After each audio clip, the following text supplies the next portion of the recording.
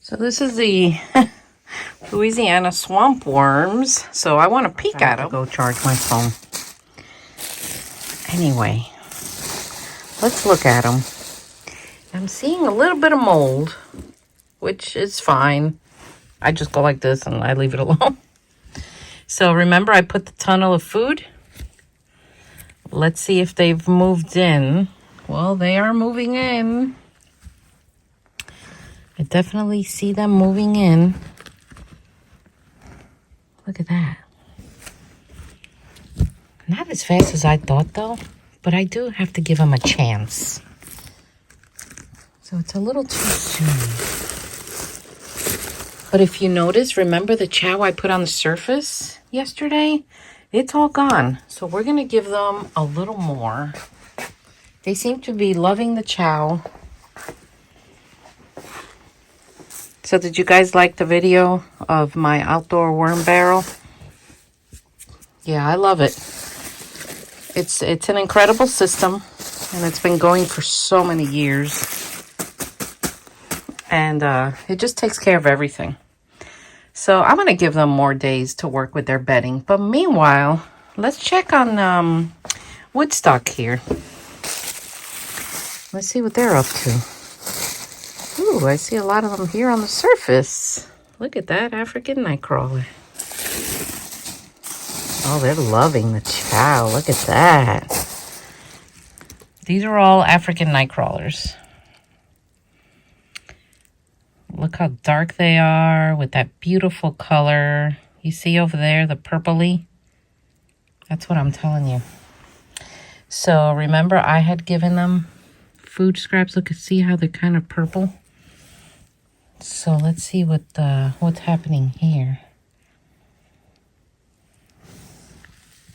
You know, people have sent me videos of worms with 2 heads, and I have yet to find one.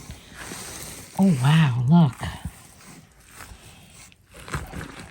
Oh, yeah, they're loving. Oh, my gosh, they're loving these food scraps. Woohoo! Oh, yeah, they're diving in. And it's because all of them are working together. Look at the little yellow tail on that red wiggler. They're all in here working together. So I'm going to give them more chow because I noticed that they're eating the surface, the chow from the surface. But they're also digging into the food scraps more than the Louisiana swamp worms alone. So let's just do this. And let's see what happens. There we go. They're just so pretty. So I'll check on them again tomorrow. And I'll bring you back. All right. So this is just about done. So I'm probably going to do the light method on here. It'll be easier. And then, of course, when I decide to do that, I'll bring you guys along. So my flag is still hanging. Once I have the tunnel built, I'm moving it outside. And the Louisiana swamp worms are still drying here. And yeah, I fluff them several times a day because I work from home and I work down here just a few feet away from them. So it gives me the opportunity to just keep fluffing and drying. Like you see, this clumps like this will just start breaking up. Shout out to AV's channel. I watch all his videos. And he recently commented on mine saying he does the same thing. He also does everything in his basement like I do. Look at them. So this is just about almost ready for me to sift. We're still not at the point where I will lose my worms. But the cocoons are also here. So I try to sift before they start hatching. So I really check this every day. And it does well. I don't know where the bone went. The chicken bone, the foot, I don't know. If you haven't seen those videos, please look them up. It's an entire chicken foot that I put in my bin. And they've eaten the whole thing except the little piece of, well, the little piece of bone. Oh, here it is. Here it is. It is the next day here. And I want to check on these guys. And then I'm going to go to the garden and see if I could work out there. So let's check. So most of the time when I do this, I do it together with you. So I really never know what I'm going to see. So whatever I see, you're going to see. So this is the Louisiana swamp worms. Looks like they're eating the chow. Let's go in here a little bit. They're starting to dig into the fruit.